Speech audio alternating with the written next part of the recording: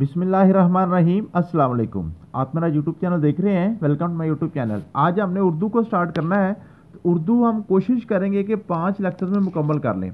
Just 5 lectures इंशाल्लाह ताला उर्दू को हम डिलीवर करूँगा और कोशिश करेंगे कि इन 5 लेक्चर्स में उर्दू हम मुकम्मल कर लें। आपका जो पंजाब पब्लिक सर्विस कमीशन है, फेडरल पब्लिक सर्विस कमीशन है या NTS है, या ख़ास तौर पर जो आपका आज़ाद जम्मू कश्मीर में जो अभी जो आपके एजुकेटर्स के पेपर होने हैं, तो हम कोशिश करेंगे कि जो जितनी आपको उर्दू की ज़रूरत है ना, उर्दू की ग्रामर, उर्दू की हिस्ट्री के हवाले से, या उर्दू के शायर वगैरह जो है ना, ठीक है, इसमें जो राइटर्स वगैरह हैं वो सारे के सारे हम कोशिश करेंगे कि 5 लेक्चर्स में मुकम्मल कर लें। क्योंकि हमने कोशिश करनी होती है कि कम से कम वक्त में थोड़ा तैयार करके हम ज़्यादा से ज़्यादा पेपर को कवर कर सकें। क्योंकि बड़ी बड़ी फाइलें, जो लंबी लंबी फाइलें जो है ना, वो तैयार करना मकसद नहीं होता। मकसद ये होता है कि आपको प्रिसाइज करके थोड़े से थोड़ा जो है ना सिलेबस पढ़ा के आपका पेपर कवर हो जाए। तो पेपर इंशाल्लाह ताला आपका 100% कवर हो जाएगा। जो आपका उर्दू का पोर्शन आता है PPSC में, इंशाल्लाह आपका उर्दू वाला पोर्शन हम जो है ना कोशिश करेंगे कि 100% आपका कवर हो जाए। देखिए, एक आध क्वेश्चन जो है ना वो आगे पीछे हो जाता है, लेकिन इंशाल्लाह आपके जो है ना, अगर 10 क्वेश्चन आते हैं तो 10 में से कम 9 क्वेश्चन आपके कवर हो जाएंगे। अगर 5 क्वेश्चन आते हैं तो 5 में से 4 इंशाल्लाह ताला आपके कवर लाजमी हो जाएंगे। तो शुरू करते हैं जी। सबसे पहले जो उर्दू के आज मैंने शुरू करना है वो बुनियादी मालूमात है, कुछ जो इसकी बेसिक इन्फॉर्मेशन है, ठीक है, उससे करेंगे। उसके बाद कुछ उर्दू की ग्रामर भी आज स्टार्ट करेंगे, ठीक है। ये हम कोशिश करेंगे। तो इसको आज पहला लेक्चर है, तो 5 लेक्चर में इसको मैं मुकम्मल करने की कोशिश करूँगा। सबसे पहले बात है जी बुनियादी मालूमात क्या है जी। बुनियादी मालूमात, और यहाँ पे जितनी भी लाइनें मैंने लिखी हुई है ना, यहाँ पे हर लाइन में आपका PPSC, FPSC या NTS में पास पेपर क्वेश्चन है। कोई भी लाइन मैंने अपने पास से नहीं लिखी। सारी की सारी लाइनें जो है ना, ये सारे एज इट इज़ आपके क्वेश्चन रिपीट हुए हैं। ये सारे क्वेश्चन किसी ना किसी पेपर में, किसी ना किसी टाइम में, किसी अंदाज में उसने जो एग्जामिनर में पेपर में क्वेश्चन ये पूछे हुए हैं। इसलिए आपने हर लाइन को बड़े गौर से तैयार करना है और हर लाइन को मुख्तलिफ एंगल से वो पूछ सकता है। नंबर 1 पे क्या है जी? नंबर 1 पे आपके पास है उर्दू पाकिस्तान की कौमी ज़ुबान है। यहाँ पे ये पहला क्वेश्चन बनता है, पाकिस्तान की कौमी ज़ुबान कौन सी है? पाकिस्तान की नेशनल लैंग्वेज, और वो पजल करता है आपको नेशनल लैंग्वेज और ऑफिशियल लैंग्वेज में। तो पाकिस्तान की कौमी ज़ुबान उर्दू है। पाकिस्तान की दफ्तरी और सरकारी ज़ुबान जो है वो आपकी इंग्लिश है, ठीक है जी। पाकिस्तान की जो दफ्तरी ज़ुबान है ना, ऑफिशियल लैंग्वेज, वो इंग्लिश है। और पाकिस्तान की जो आपकी कौमी ज़ुबान है, नेशनल लैंग्वेज आपकी उर्दू है, ठीक है। उर्दू ज़ुबान जो है वो तुर्की ज़ुबान का लफ्ज़ है उर्दू, ठीक है। इसका मानी है लश्कर। लश्कर वो पूछता है आपके पेपर में, ठीक है। उर्दू का जो लफ्ज़ी मानी इसका क्या मतलब है? इसका मतलब है लश्कर, लश्कर, ठीक है जी। इंग्लिश में अगर पूछे तो वो कहता है जी उर्दू का मानी क्या है, मीनिंग ऑफ उर्दू, उसको कहते हैं आर्मी, आर्मी, आर्मी, ठीक है, समझ आ गई है। तो उर्दू का लफ्ज़ी मानी है जी लश्कर, ठीक है जी। क्यों कर लश्कर कहते हैं? क्योंकि इसमें बहुत सी ज़बानों के अल्फाज पाए जाते हैं, ठीक है जी। आज उर्दू का लफ्ज़ी मानी लश्कर है। ये अंग्रेज़ी, हिंदी, चाइनीज़ और अरबी के बाद दुनिया की 10वीं बड़ी ज़ुबान है। 10वीं बड़ी ज़ुबान है, ठीक है। सबसे बड़ी आपके पास अंग्रेज़ी ज़ुबान है, उसके बाद हिंदी है, उसके बाद चाइनीज़ है, फिर आपके पास अरबी है चौथे नंबर पे। ये आपने इनकी तरतीब याद कर लेने में पूछ सकता है कि आपके पास कि दुनिया में सबसे ज़्यादा बोली जाने वाली ज़ुबान कौन सी है? तो दुनिया में सबसे ज़्यादा बोली जाने वाली ज़ुबान जो आपकी अंग्रेज़ी है, उसके बाद हिंदी है, फिर चाइनीज़ है, फिर अरबी है, और पाकिस्तान जो है ना, पाकिस्तान की कौमी ज़ुबान उर्दू, वो 10वें नंबर पे है, ठीक है जी। उसके बाद जी उर्दू के पुराने नाम ये बड़े पूछे जाते हैं। उर्दू के पुराने नाम हिंदवी, हिंदुस्तानी, रेख्ता, किला मोहल्ला, उर्दू मोहल्ला, ठीक है। ये सारे के सारे उर्दू के पुराने नाम हैं। ये बार बार पेपर में पूछे गए हैं। फोर्ट विलियम कॉलेज के वाले से क्वेश्चन पूछे जाते हैं, ठीक है जी। फोर्ट विलियम कॉलेज जो अंग्रेजों ने कॉलेज बनाया था, ठीक, 1800 में जनाब कायम किया था उन्होंने। डॉक्टर गिलक्रिस्ट ने कॉलेज के क्या में नुमाया किरदार अदा किया था। इसी नतीजे में 1832 में उर्दू को दफ्तरी ज़ुबान का दर्जा दे दिया गया था, ठीक है। पूछता है जनाब कि उर्दू ज़ुबान के हवाले से जो आपका कौन सा कॉलेज बनाया गया था, ठीक है, कलकत्ता में, तो वो कॉलेज का नाम कभी पूछ लेता है। आपके पास फोर्ट विलियम कॉलेज है, या पूछ लेता है फोर्ट विलियम कॉलेज कब जनाब कायम हुआ था, 1800 में कायम हुआ था। फिर वो पूछ लेता है कहाँ पे कायम हुआ था, कलकत्ता में कायम हुआ था। फिर वो पूछता है फोर्ट विलियम कॉलेज के क़याम में किसका नुमाया किरदार था, वो डॉक्टर गिलक्रिस्ट है, ठीक है जी, गिलक्रिस्ट के हवाले से, ठीक है। और फिर पूछता है कि उर्दू ज़ुबान को दफ्तरी ज़ुबान का दर्जा कब मिला था? 1832 में मिला था, 1832 में, ठीक है, समझ आ गई। ये एक ही लाइन में 3-4 क्वेश्चन आपके कवर हो रहे हैं। उसके बाद आपके पास पूछता है जी उर्दू ज़ुबान का पहला मरकज़ जो है ना दिल्ली है। दिल्ली, उर्दू ज़ुबान का पहला मरकज़ दिल्ली है, ठीक है जी। उर्दू ज़ुबान का पहला साहिब दीवान शायर कुली कुतुब शाह है। उर्दू का पहला ड्रामा निगार वाजिद अली शाह को माना जाता है। उर्दू शायरी के दूसरे दौर का आगाज़ मीर तकी मीर से होता है। तीसरे दौर का आगाज़ गालिब से होता है। चौथे का जनाब इकबाल से होता है। और 5वें दौर का आगाज़ फैज़ अहमद फैज़ से होता है। ये वो पूछता है बार बार कि उर्दू का जो जनाब दूसरा दौर कौन सा है, तीसरे दौर का शायर कौन सा है, चौथे का कौन सा है। तो ये आपने सारे के सारे जिसके जो दौर है ना वो आपने याद कर लेने हैं, ठीक है। बिल्कुल सिंपल है कि 2-4 दफ़ा पढ़ेंगे तो आपको समझ आ जाएगी। उसके बाद उस डायरी या नोटबुक जिसमें एक शायर अपना मुंतखब कलाम दर्ज करता है उसको हम ब्याज कहते हैं। ब्याज ब्याज जो शायर की डायरी होती है जिसके अंदर शायर अपने जनाब जो कलाम को लिखता है, ठीक है जी। और जब उसको मुकम्मल कर लेता है ना, उसको मुकम्मल करके जब उसको शाया करता है, पब्लिश करता है, तो उसको फिर हम कहते हैं दीवान दीवान दीवान, ठीक है जी। समझ आइए। यहाँ पे जैसे आपके पास पहला साहिब दीवान शायर कुली कुतुब शाह, तो उसने सबसे पहले अपनी पूरी किताब जो है ना अपनी शाया कर दी थी, पब्लिश कर दी थी, ठीक है। जब वो पब्लिश अभी नहीं कर रहा होता, अपनी पर्सनल डायरी में लिख रहा होता, उसको हम ब्याज कहते हैं, ब्याज ब्याज, ठीक है जी। समझ आ गई है। नेक्स्ट है जी, उर्दू का पहला शायर मीर खुसरू को माना जाता है। अगर वो सिर्फ शायर पूछे पहला शायर मीर खुसरू है, अगर साहिब दीवान शायर पूछे तो वो शायर कुली कुतुब शाह, कुली कुतुब शाह ये बादशाह था, बादशाह, ठीक है। समझ आ गई है। नेक्स्ट आपके पास है जी, खुदाए सुखन मीर तकी मीर को कहा जाता है। बाबा उर्दू मौलवी अब्दुल हक को कहा जाता है। मिर्ज़ा ज़ाहरदार बेग डिप्टी नज़ीर अहमद का किरदार है। उर्दू के मशहूर पहले अखबार ज़मींदार के रीडर ज़फ़र अली खान को बाबा सहाफ़त कहते हैं, ठीक है जी। उर्दू के 2 शोरा हफ़ीज़ जलंधरी और मौलाना शिबली नुमानी ऐसे इन्होंने अपना कोई तखल्लुस इस्तेमाल नहीं किया, ठीक है जी। उसके बाद उर्दू में असल लफ्ज़ चौधरी है, चौधरी ये बड़ा इंपॉर्टेंट है, बार बार पूछा जाता है, इसलिए मैंने यहीं पर इसको ऐड कर दिया, ठीक है। चौधरी चौधरी लिखा जाता है ना, तो ये कैसे लिखा जाता है, ये असल में ये चौधरी है, चौहदरी ये गलत है, चौहदरी ये दाल पहले आता है, बाद में आता है, ठीक है। ये कुछ आपके पास अल्फा जो ना कुछ लाइनें थी मैंने पास पेपर से लिखी थी, इंपॉर्टेंट है, इनको आप याद कर लीजिएगा इंशाल्लाह ताला, यहाँ से आपके एक आध क्वेश्चन जरूर मिल जाएगा। नेक्स्ट उर्दू ग्रामर को स्टार्ट करते हैं जी। उर्दू ग्रामर क्या है जी, ठीक है। ग्रामर में सबसे पहले उर्दू की हरूफ तहज्जी की तादाद 37 है, ये वो पूछता है बार बार। उर्दू में जो लेटर्स हैं, जो इनके जो हरूफ तहज्जी हैं उनके कितने हैं जी, वो आपके पास है 37 है। इंग्लिश के भी पूछ लेता है वो कभी कभार, इंग्लिश पूछता है, उर्दू पूछता है या अरबी पूछता है, ये तीनों लैंग्वेज के वो पूछ लेता है, ठीक है जी। समझ आ गई है।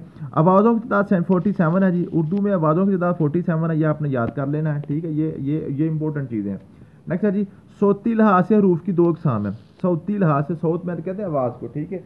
सौती लिहाज के हरूफ की 2 अक़साम है। जैसे इंग्लिश में जो लेटर्स की 2 अक़साम होती है ना, कौन कौन सी होती हैं, एक आपके वोल्ड होते हैं ना, वोल्ड्स होते हैं, और एक आपके पास क्या होते हैं जी, कॉन्सोनेंट्स होते हैं, कॉन्सोनेंट्स। ये मैंने इंग्लिश में आपको बताया था, वोल्ड्स और कॉन्सोनेंट। वोल्ड्स को कभी वावल भी कहते हैं, वावल AEIOU, ठीक है।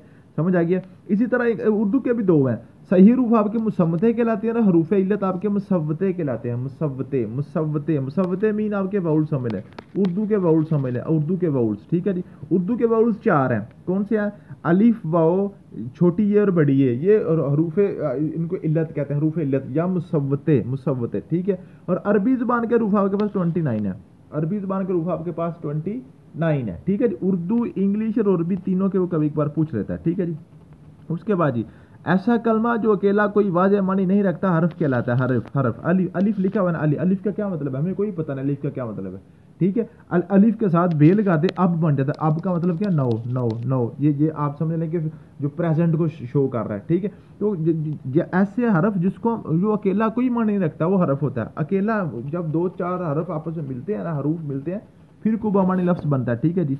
उसके बाद जी, हरूफ की भी 2 अक़साम है जी, हरूफ शम्सी और हरूफ कमरी। हरूफ शम्सी और हरूफ कमरी। हरूफ शम्सी ऐसे हरूफ हैं जिनके पहले अलिफ लगा दिया जाए तो वो बोलने में नहीं आता, जैसे अश-शम्स, अर-रहमान, अस्सलाम। अल सलाम नहीं है, अल शम्स नहीं है, अल रहमान नहीं है, अर-रहमान, ठीक है जी। तो ये कौन कौन सी है, 13 हरूफ होते हैं, 13 हरूफ हैं जी। ता, सा, दाल, जा, रे, जे, सीन, ये मैंने लिखे हुए हैं, ठीक है। तो 13 हरूफ ऐसे हैं जिनके पहले जनाब लाम अलिफ लाम लगाएं तो वो जनाब पढ़ा नहीं जाता, ये आपके हरूफ शम्सी कहलाते हैं। हरूफ कमरी कौन से, ऐसे हरूफ जिनमें अलिफ लाम लगा दिया जाता है वो बोलने में आता है, जैसे अल हाज, अल कमर, अल किताब वगैरह, ये 14 हैं, ये 14 हैं, ठीक है जी। टोटल आपके पास कितने, 13 वो हो गए और 14 आपके पास ये हो गए, ठीक है जी। नेक्स्ट आपके पास है जी, मिसाल के तौर पर लफ्ज़, मुंह से फेंकी गई अल्फाज लफ्ज़ कहलाती है। अल्फाज हरूफ से मिलकर बनते हैं, ठीक है जी। हरफ वो है जिसका कोई अपना मानी नहीं होता, और जब 2-4 हरूफ आपस में मिलते हैं तो वो लफ्ज़ बन जाता है, लफ्ज़ बनता है। अगर कोई बेमानी लफ्ज़ हो, ऐसा लफ्ज़ जिसका कोई माना नज़र ना आ रहा, उसको मुकमल कहते हैं। मुकमल का पेपर में क्वेश्चन बार बार पूछा गया, इसको आप नोट कर लीजिएगा। मुकमल, आप मुंह से कोई ऐसी आवाज़ निकालें कि आप क्या करें जी, उसका कोई माना नज़र ना आ रहा है, कोई सामने वाले को कोई समझ ना आए कि आप क्या बोल रहे हैं, ठीक है जी। आप जैसे गूंगे आवाज़ें निकालते हैं ना, मुंह से छोटी एक दो ऐसे आवाज़ निकालते हैं, तो उसकी कुछ समझ नहीं आती, वो मुखमल कहलाता है, मुखमल मुखमल। इसको इंग्लिश में कहते हैं रबिश, रबिश रबिश। ये मैंने जब आपको इंग्लिश पढ़ाई थी तब मैंने आपको बताया था, ठीक है। बामानी लफ्ज़ कलमा कहलाता है। बामानी लफ्ज़ क्या कहते हैं? कलमा। ऐसा लफ्ज़ जिसका कोई माना नज़र आ रहा हो, सामने वाले को समझ आ जाए, उसको हम लफ्ज़ कलमा कहते हैं। कलमा, कलमा, ठीक। कलमा की 3 इकसाम हमने पढ़नी है, कलमा की 3 अकसाम पढ़नी है। तो उससे पहले जुमला क्या? जुमला क्या? दो या दो से ज़्यादा अल्फाज मिलकर जुमला बनाते हैं। बा मानी बा, जो सुनने वाले को समझ आ जाए, जुमला कहलाती है, ठीक है जी। अगर कोई एक लफ्ज़ मिल हो ना, बा मानी लफ्ज़, वो कलमा कहलाता है। और दो चार अल्फाज मिलकर एक पूरा जुमला बना देते हैं, पूरी एक बात अगर बन जाए उसको हम कहते हैं जुमला कहते हैं, ठीक है। मिसाल के तौर पर इल्म एक नूर है, ये एक जुमला है ना, इसमें 3 अल्फाज यूज़ हुए हैं, इल्म, नूर और है, 3 लफ्ज़ यूज़ हुए हैं, ठीक है जी। हरूफ से मिलकर अल्फाज बनते हैं और अल्फाज से मिलकर क्या बनता है? जुमला बनता है, ठीक है। ये इसकी बेसिक स्ट्रक्चर है उर्दू का, ठीक है। उसके बाद कलमा की इकसाम आपने पढ़नी होती हैं। इस्म, फेल और हर्फ। इस्म, फेल और हर्फ। इस्म किसे कहते हैं? नाउन को। फेल किसे कहते हैं? वर्ब को। वर्ब को, ये मैंने इंग्लिश में भी आपको पढ़ाया था, ठीक है जी।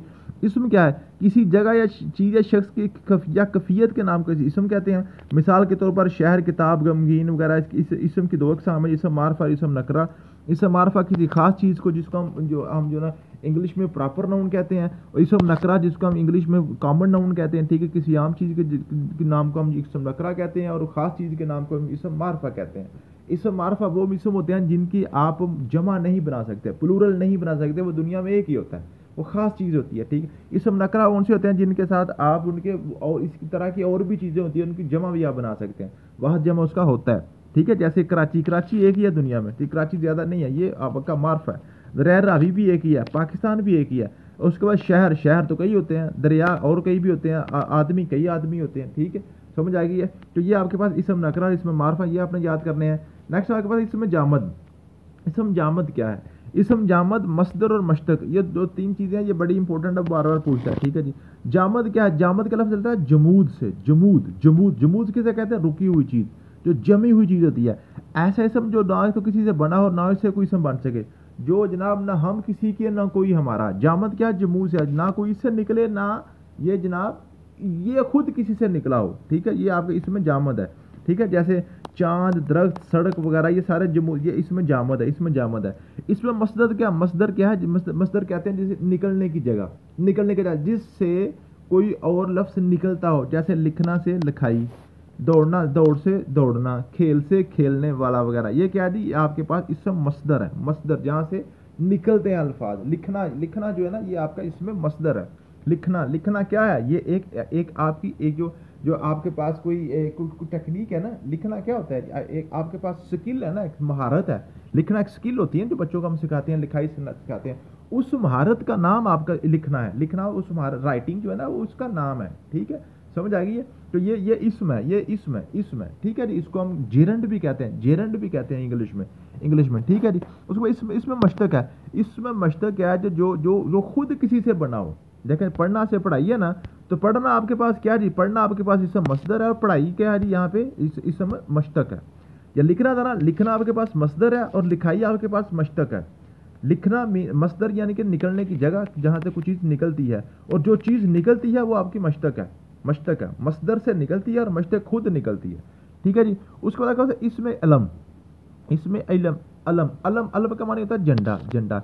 ऐसा इसम जो किसी जगह या शख्स के मतलब इस्तेमाल हो, इसमें अलम कहलाता है। अलम कहलाता है जी नाम, किसी का जो नाम होता है ना, मिसाल के तौर पर निशान हैदर, गालिब, कायदे आज़म वगैरह, ये आपके पास इसमें अलम है, अलम, अलम, ठीक है, जो किसी इंसान या किसी चीज़ के बारे में इस्तेमाल होता है। अब इसमें अलम की 4 इकसाम है, ठीक है जी। इसमें अलम की 5 इकसाम है, सॉरी 5 इकसाम है। लक़ब, खिताब, कुनियत, तखल्लुस और उर्फ, ठीक है। ये आपने 5 बड़ी इंपॉर्टेंट है, इनको आपने चाहे इनके ऊपर निशानी लगा लें, या आपने अच्छे तरीके से याद करने में पूछता है बार बार, ठीक है जी। ये बच्चों को ये मिक्स अप ही हो जाते हैं, ठीक है। लक़ब क्या है? लक़ब होता है जो नाम किसी कौम की तरफ से दिया जाए। किसी कौम, जब कौम अपने किसी लीडर को नाम देती है, वो लक़ब होता है, लक़ब होता है। मिसाल के तौर पर कायदे आज़म, मादर मिल्लत, ये शायर मशरक़, ये क्या जी? ये लक़ब है, लक़ब, लक़ब है, ठीक है जी। कायदे आज़म को जो टाइटल मिला था ना कायदे आज़म का, मोहम्मद अली जिन्ना साहब को कायदे आज़म का टाइटल कब मिला था? 15 अगस्त, जो आपकी पहली असम्बली थी ना, पाकिस्तान बनने के बाद जो पहली असम्बली थी, उन्होंने कायदे आज़म का जो टाइटल था कायदे आज़म था, उसको अप्रूव किया था। पहले ये खिताब था, पहले जो था ना, ये आपके पास खिताब था, या इसको उर्फ समझ लें, ठीक है। लेकिन लकब जो है ना वो कौम की तरफ से ऑफिशियल जब हो जाता है उसको हम लकब कहते हैं। खताब क्या है? खताब आपको पता है, जो नाम किसी खूबी की बिना पर हुकूमत की तरफ से दिया है, जैसे मिसाल के तौर पर निशान अदब, तमगा इम्तियाज़ या डॉक्टर वगैरह, ठीक है जी। हुकूमत की तरफ से आपको कोई किसी आपकी खूबी या किसी अचीवमेंट की वजह से दिया जाता है, वो आपका खताब होता है। कुनियत क्या है? जो आपके रिश्तेदारों की वजह से होता है, कि कैसी मिसाल अगर अबू उमैर, उम्मे हबीबा, इब्ने रुकैया, ठीक है। तो जो आपके रिश्तेदार या अपने बाप बेटे की वजह से आपका नाम मशहूर हो जाए, वो क्या होता है जी? आपकी कुनियत होती है। तखल्लुस होता है, जो शायर अपने नाम में असली नाम की जगह इस्तेमाल करते हैं, तो तखल्लुस कहलाता है। उर्फ होता है जो लाड प्यार या नफरत की वजह से मशहूर हो जाता है, जैसे मशीदा, पप्पू, मुन्नी वगैरह, ठीक है। ये आपके पास क्या होते हैं? ये आप या तो नफरत के साथ किसी के नाम इस तरह बिगाड़ते हैं, या कभी कभार इसको जो ना जो है ना, इसको समझ लें कि आपस में लाड प्यार की वजह से भी इसको मशहूर कर दिया जाता है, ठीक है। समझ आ गया? उसके बाद आपके पास इसमें ज़मीर, इसमें ज़मीर क्या? प्रोनाउन, ठीक है। वो कलमा जो किसी इसम की जगह इस्तेमाल हो, तो जो इसम की जगह इस्तेमाल हो उसमें ज़मीर कहलाता है। मिसाल के तौर पर फातिमा स्कूल जाती है, वो तीसरी जमात में पढ़ती है। अब देखें, फातिमा स्कूल जाती है, अब फातिमा की जगह क्या आ गया? वो, ठीक है जी। यहाँ पर लफ्ज़ वो जो है वो इसमें ज़मीर है, इसमें ज़मीर, ठीक है। प्रोनाउन जो है ना, प्रोनाउन आपने पढ़ा होगा, ठीक है। समझ आ गई? कलमा में किसी काम का करना या होना फेल कहलाता है, ठीक है जी। फेल आपको पता है, ये एक्शन वर्ब्स हैं आपके, ठीक है जी। मिसाल के तौर पर खाना, आना, जाना, सोना वगैरह। फेल के ज़माने के लिए 3 इकसाम है: फेल माजी गुजरा हुआ ज़माना, फेल हाल मौजूदा ज़माना, और फेल मुस्तकबिल आने वाला ज़माना, ठीक है। ये आपने पढ़ लेने हैं। आपको बिल्कुल सिंपल लग रहा होगा, लेकिन पेपर में ये क्वेश्चन आते हैं, ठीक है। ये बिल्कुल बेसिक लेवल के क्वेश्चन आपके पेपर में आते हैं, ठीक है जी। नेक्स्ट आपके पास है फेल मुजारे। फेल मुजारे क्या? फेल हाल और मुस्तकबिल को मिलाकर बेफेल मुजारे बनता है। मिसाल के तौर पर तुम पढ़ रहे हो और तुम पढ़ोगे, दोनों जुमलों को मिलाकर बनता है कि तुम्हें अभी पढ़ना है, तुम्हें अभी पढ़ना है। मीन्स के अभी जो आप काम कर रहे हो इसको बाद में भी आपको करना पड़ेगा। जो आप अभी काम कर रहे हैं इसको भी आप कंटिन्यू करें। जैसे आप पीपीएससी की तैयारी कर रहे हैं, तो अभी आपने तैयारी करनी है और नेक्स्ट भी आपको 2 महीने पढ़ना है, तो इसको हम क्या कहते हैं? फेल मुजारे, ठीक। पूछ लेता हूँ, ठीक है। उसके बाद हरफ क्या जी? हरफ आपको पता जी, वो कलमा जो इसम और फेल को मिलाए, या दो से दा समा को मिलाकर बामानी कर दे, मगर अकेला बेमानी हरफ कहलाता। हरफ मैंने पहले भी बताया, हरूफ वो होते हैं जिनका आप अकेले कोई वजन नहीं होता, कोई इनके जनाब मानी नहीं होता, उनकी कोई वक़्त नहीं होती। वो आपस में 2-4 हर्फ मिलते हैं तो फिर वो क्या बनाते हैं? लफ्ज़ बनाते हैं। लफ्ज़ 2-4 मिलते हैं तो फिर क्या बनता है जी? कलमा बना देते हैं, ठीक है जी। कलमा लफ्ज़ अल्फाज मिलकर जुमला बना देते हैं, जुमला, ठीक है जी। जब हरूफ की इकसाम कौन कौन सी हैं जी? हरूफ इज़ाफ़त, हरूफ इल्लत, हरूफ बयान, और हरूफ तशबीह, हरूफ जार, हरूफ तासफ, हरूफ इस्तिफ़हाम, हरूफ तहसीन। ये बिल्कुल सिंपल चीज़ें हैं, लेकिन ये पेपर में बार बार आती हैं, और इनके नाम से जा रहा है, ठीक है जी। हरूफ इज़ाफ़त क्या है?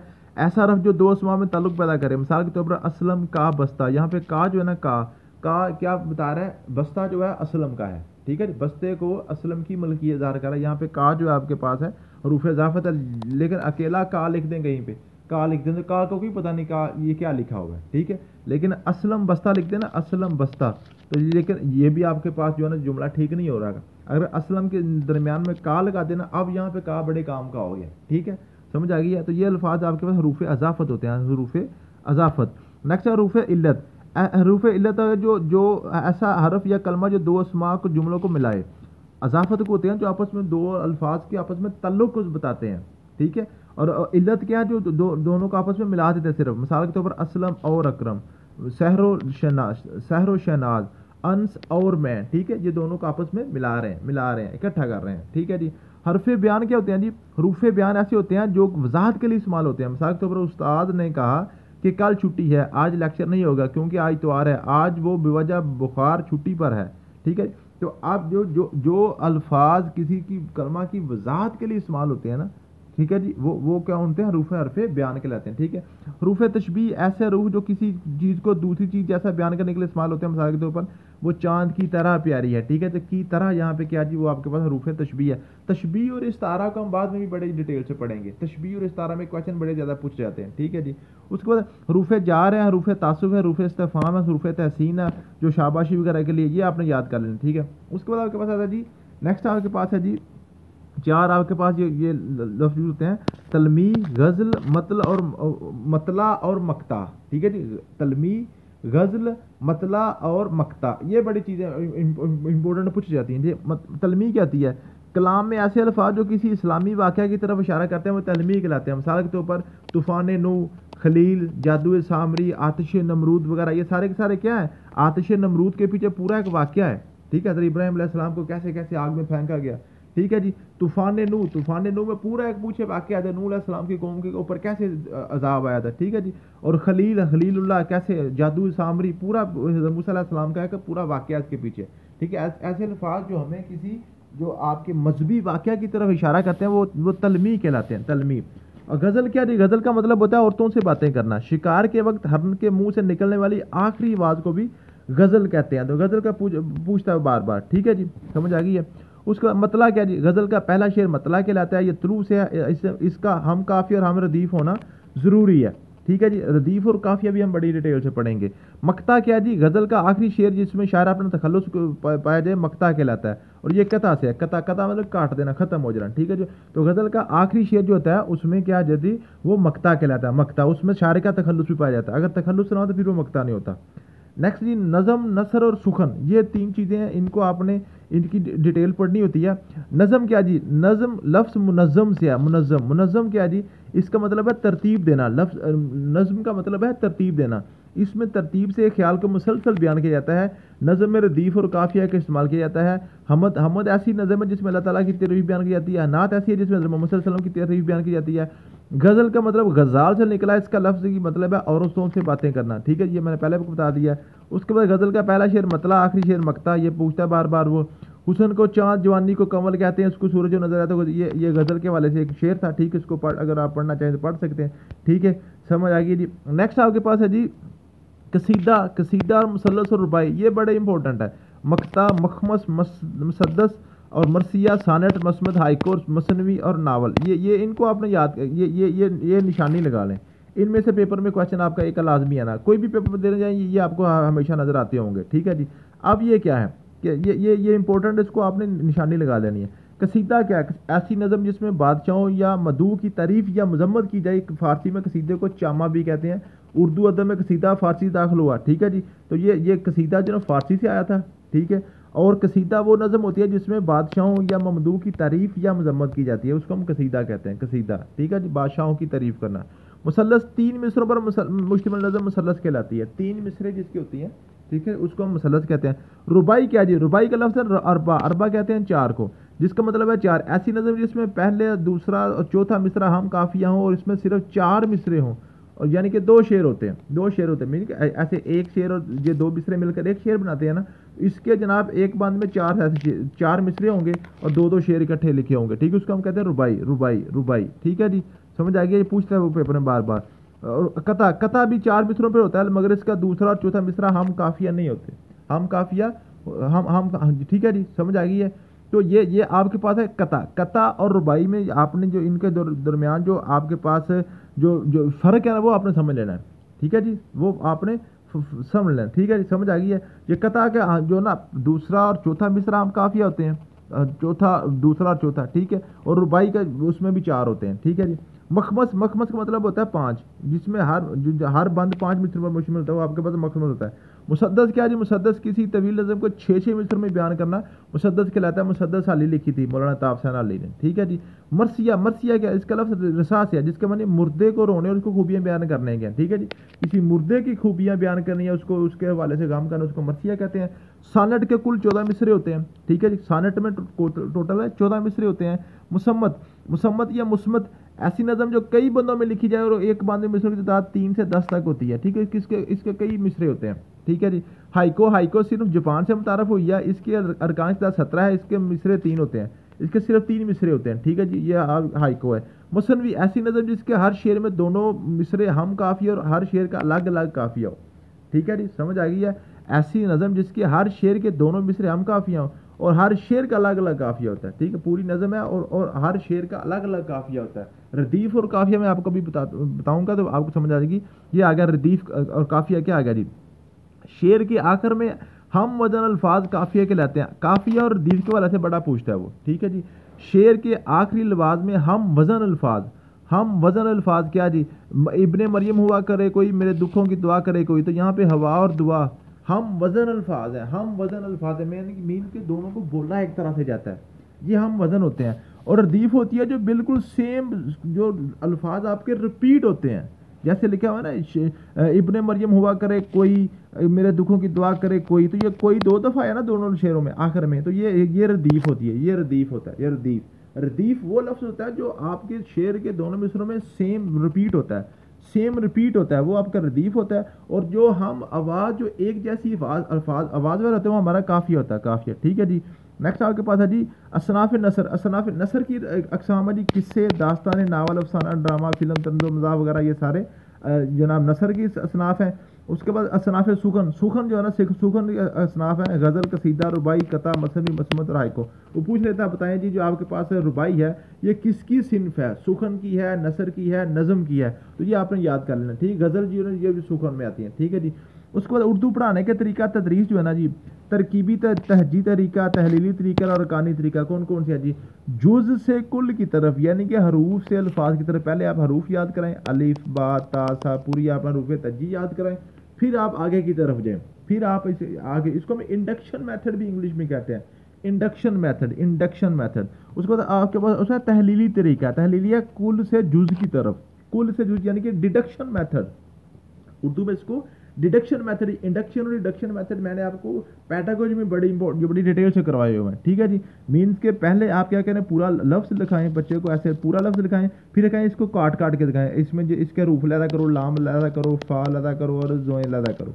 ठीक है, समझ आ गई है। आप उसमें लिख देते हैं उस्ताद, उस्ताद, आप कहते हैं अलिफ सीन लैदा करो, ताल लैदा करो, अलिफ लैदा करो, दाल लैदा करो। ठीक है, तो आप क्या करते हैं, तो अगर आप बच्चों को अल्फाज बनाना सिखा रहे हैं, आप कहते हैं अलिफ सीन ता, अलिफ और दाल से मिलकर क्या बनता है, तो बच्चा उनको मिला के उस्ताद बनाता है। तो ये आपके पास क्या है, ये आपके पास जो है ना तरकीबी है, तरकीब कहते हैं जोड़ना, रकब करना, जोड़ना, अल्फाज को जोड़ना तरकीबी तरीका। तहलील क्या होता है, तहलील होता है तोड़ना, तहलील क्या होता है तोड़ना, हल होती है चीनी हल होती है, हल क्या होती है वो चीनी गायब हो जाती है। ठीक है जी। तहलील करना, तो जुज से कुल से जुज की तरफ, कुल से जुज की तरफ। ठीक है, फिर आपके पास अरकानी तरीका, अरकानी तरीका जो है तरीका तहलीली तरीका की जदीद शक्ल है। इसमें पहले तस्वीर के साथ यक रुकनी, दो रुकनी अल्फाज की पहचान करवाई जाती है, फिर इन्हीं अरकान की मदद से मजीद अल्फाज बतदरीज जुमले बनाए जाते हैं, यानी कि बीनो गो। ठीक है, देखो पहचानो और बोलो, देखो पहचानो और बोलो। इसमें क्या होता है, इसमें आपने क्या करना होता है, बच्चों को आपने जनाब विजुअलाइजेशन से पढ़ाना होता है, उसको तस्वीर दिखानी होती है, उसको हमने क्या करना होता है बीनो गो। ठीक है, ये पूछ लेता है वो पेपर में पूछता है बीनो गो से क्या मुराद है, बी देखना। ठीक है, देखो पहचानो और बोलो, इसका मतलब है बीनो गो। ठीक है जी। तो ये आज का आपका लेक्चर था, मुझे उम्मीद है कि आप इसको अच्छे तरीके से कर लेंगे, आज इसको अच्छे तरीके से याद कर लें। कल इंशाअल्लाह नेक्स्ट आपका मजीद लेक्चर नंबर 2 लिखूंगा, तो यूँ 5 लेक्चर में इंशाअल्लाह ताला मैं कोशिश करेंगे कि उर्दू का हम कवर कर लें। थैंक यू सो मच, मिलते हैं नेक्स्ट वीडियो में। अल्लाह हाफिज़।